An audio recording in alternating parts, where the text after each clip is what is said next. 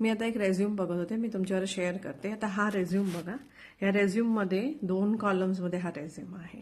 एक तर पहिली गोष्ट. सेकंडली, फोटोची गरज नाही आहे. ATS ह्याला ॲक्सेप्ट करत नाही. बऱ्याच ATS रिजेक्ट करून टाकतो जर फोटोचा फॉर्मॅट रॉंग असेल. तिसरी गोष्ट, जिथं BSc वगैरे लिहिलं आहे, जिथं ग्रॅज्युएशनचं इयरच नाही लिहिलं, कोणत्या इयरमध्ये ग्रॅज्युएशन केलेलं ते लिहिलं.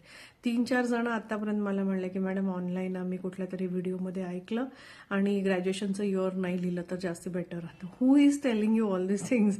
म्हणजे हे सगळं चुकीचं आहे. तिसरी गोष्ट, तुमचं इयर ऑफ एक्सपिरियन्स परत तिसराच कॉलम क्रिएट झाला. एका बाजूला इयर लिहिलंय, दुसऱ्या बाजूला year of month of experience separate लिहिलंय. हे असं नाही रेझ्यूम बनवायचं. सिंगल कॉलममध्ये प्रॉपरली, आणि सगळे फॉन्ट्स वेगवेगळे दिलेत. एक्सपिरियन्सचा फॉन्ट वेगळा, एज्युकेशनचा फॉन्ट वेगळा. So when you are making a resume, make sure the resume is well done.